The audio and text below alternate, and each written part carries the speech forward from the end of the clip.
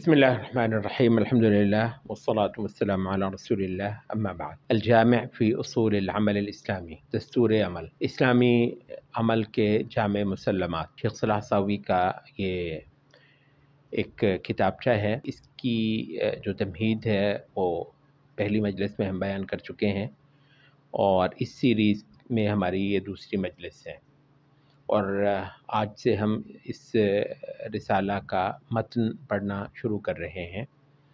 اچھا، اس میں آرٹیکلز کے انداز میں انہوں نے دیا ہے، نمبر 1، نمبر 2، نمبر 3، تو آرٹیکلز کے طور پر انہوں نے باتیں کی ہیں. تو آج کا جو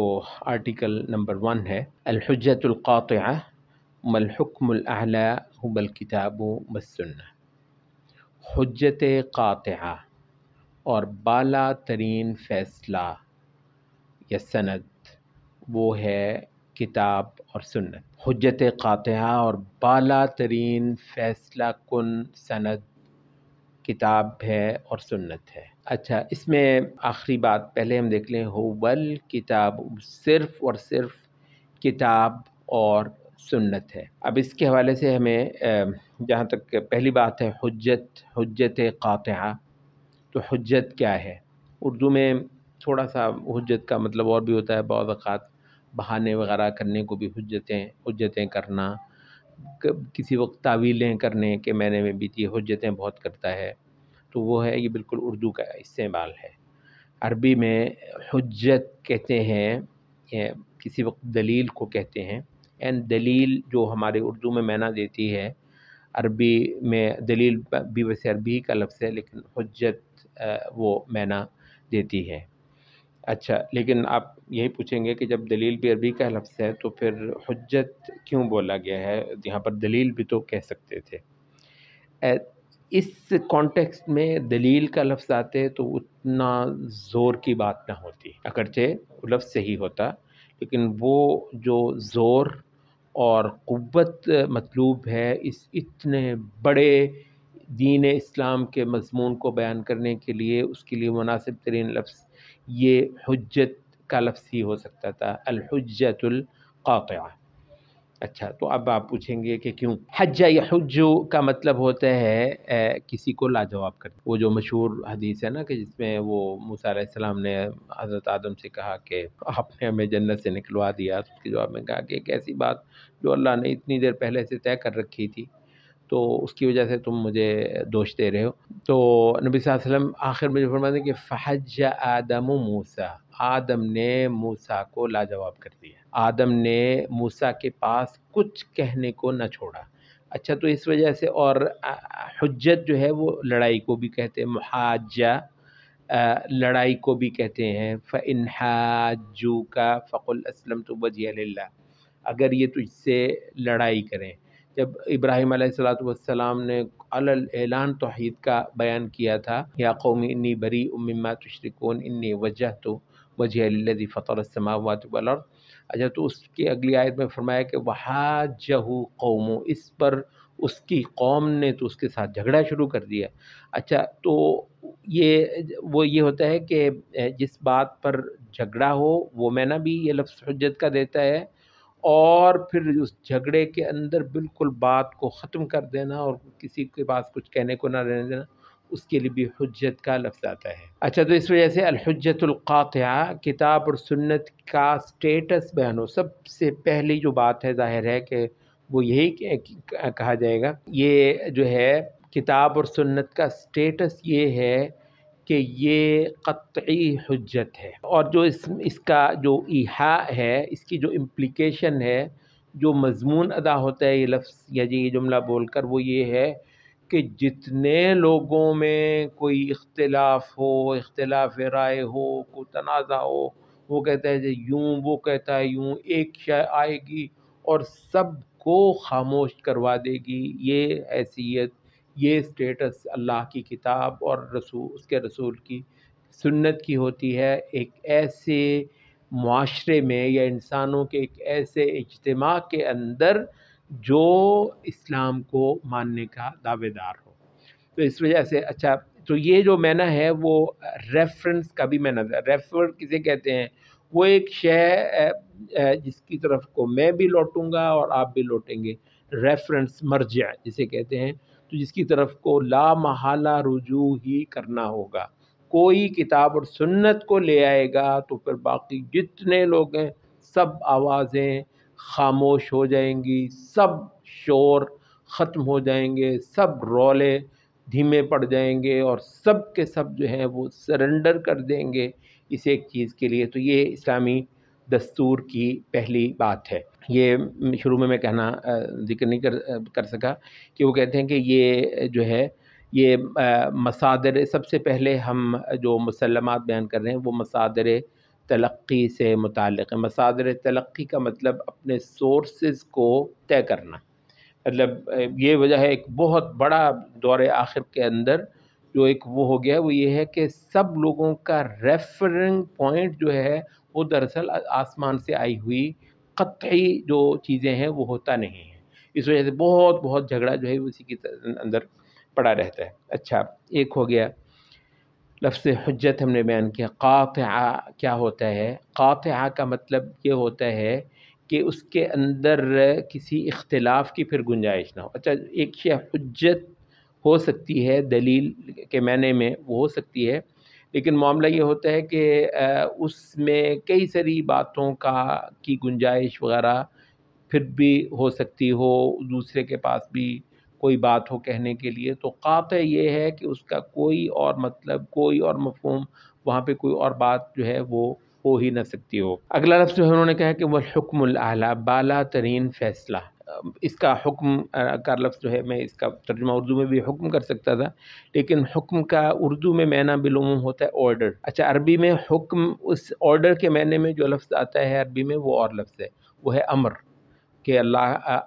امرہ، اللہ تعالیٰ نے اس کو حکم دیا۔ تو وہ جو اردو میں جو حکم ہے اس کے لیے لفظ امر ہوتا ہے عربی میں۔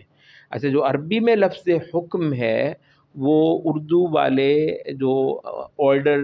کے معنی میں نہیں ہوتا ہے۔ تو حکم یہ ہوتا ہے کہ ایک مسئلے کو نمٹا دینا۔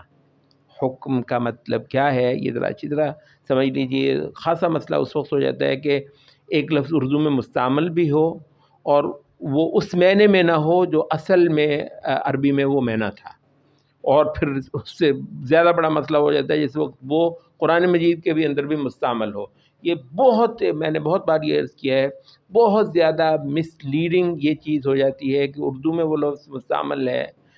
لیکن معنی میں کچھ جو ہے نا وہ، یا استعمال میں ذرا کچھ فرق آیا ہوا ہے، تو آپ کہیں گے کہ یہ تو عربی کا لفظ ہے، تو یہ تو میں قرآن مجید سے سمجھ رہا ہوں، تو قرآن مجید کچھ اور کہہ رہا ہوگا، آپ کے خیال میں جو ہے نا وہ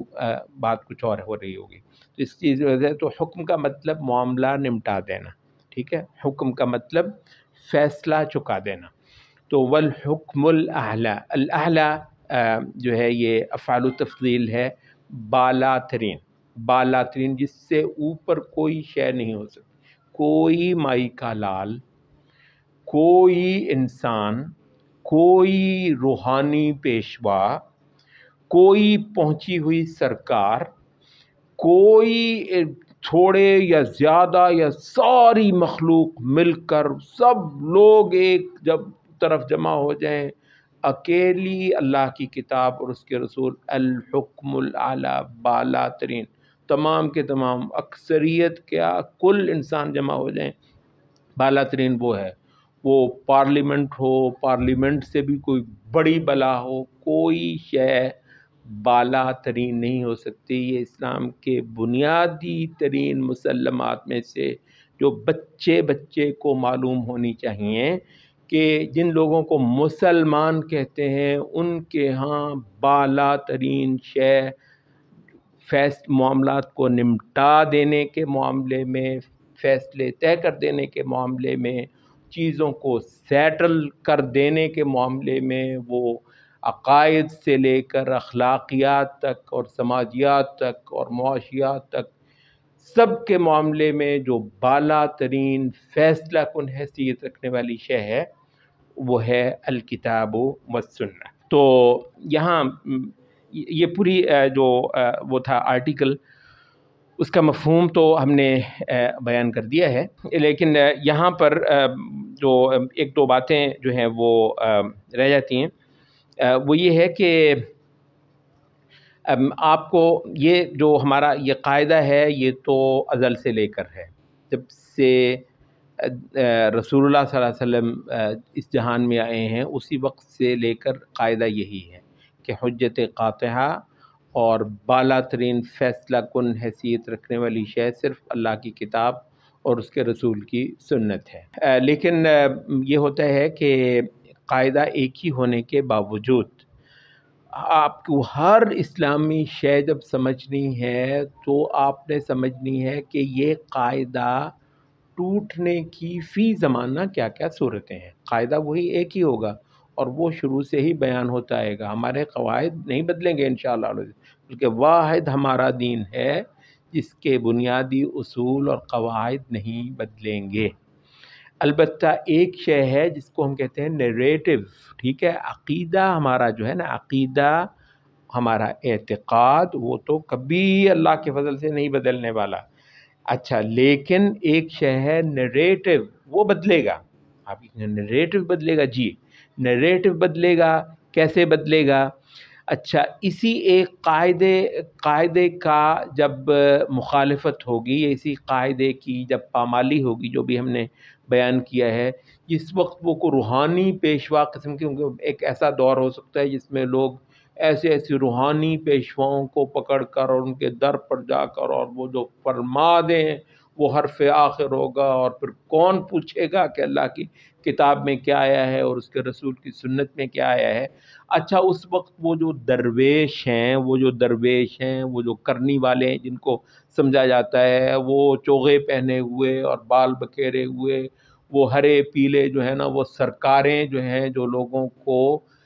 فیصلہ کن باتیں کریں گی اور بڑی بڑی لوگوں کی تعداد کیا ان کی ہوگی۔ اچھا، اس وقت جو رد ہوگا تو ان کا قاعدہ ایک ہے، یہ بہت چھوٹی عقل کے مالک لوگ، یہ تو جی ہم سے پہلوں نے کسی نے کہا نہیں، یہ تو وہ ہم سے پہلے کہہ کے یہ گئے ہیں۔ معاملہ یہ ہے کہ بھائی تمہاری عقل چھوٹی ہو گئی ہے۔ وہ ایک ہی قاعدہ انہوں نے جس ماحول میں کہا لاگو کیا تھا، اس کی وجہ سے ایک مخصوص نیریٹو ڈیولپ ہو گیا تھا۔ ہو سکتا ہے وہ وقت کے درویشوں کے حوالے سے، وہ جو روحانی سرکاریں جن کو سمجھائے تھے ان کے حوالے سے انہوں نے ایک بات کہی ہو، قاعدہ یہی ہو کہ کتاب اور سنت سے اوپر کچھ نہیں ہے۔ اچھا،